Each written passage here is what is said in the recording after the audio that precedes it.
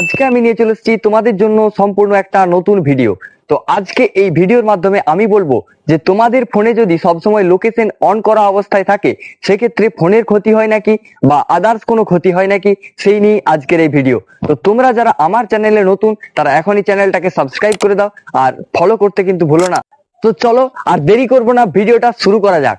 তো প্রথমত আমি যেই লাইনটাকে ফোকাস করব যে এই আমাদের ফোনে যদি লোকেশন অন করা অবস্থায় থাকে সব সময়, এক্ষেত্রে আমাদের ব্যাটারি খরচ কিন্তু বেড়ে যায়।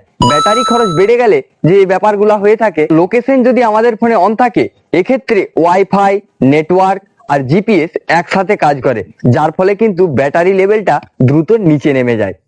এবার যেটা হয় যে ব্যাকগ্রাউন্ডে অ্যাপ কিন্তু কাজ করে। ব্যাকগ্রাউন্ড অ্যাপ যেমন Google maps, food delivery apps বা সোশ্যাল মিডিয়া অ্যাপস, এগুলো কিন্তু কাজ করতে থাকে, যার জন্য কিন্তু ব্যাটারি লেভেল তো নামেই, তাছাড়াও কিন্তু ডেটারও অনেকটা খরচ হয়ে যায়।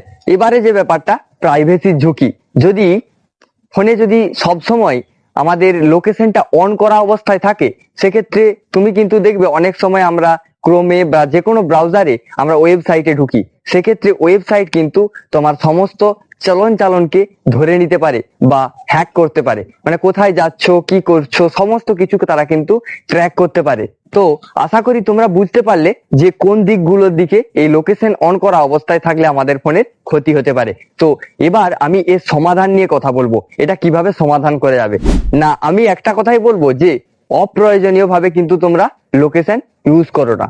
আর তোমরা সেটিং এ গিয়ে দেখো যে কোন অ্যাপগুলো তোমাদের লোকেশনের অ্যাক্সেস নিয়ে রেখেছে, যেগুলো অপ্রয়োজনীয় অ্যাপ সেগুলো থেকে লোকেশনের অ্যাক্সেস এখনই বন্ধ করে দাও, তাহলেই কিন্তু এর অনেকটা সমাধান হবে। তো ভিডিওটা ভালো লেগে থাকলে অবশ্যই লাইক, কমেন্ট, শেয়ার করে দিও। এরকম আরো প্রতিনিয়ত টেকনিক্যাল টিপস মোবাইলের ভিডিও পাওয়ার জন্য এখনই সাবস্ক্রাইব আমাদের channel take verse with joy.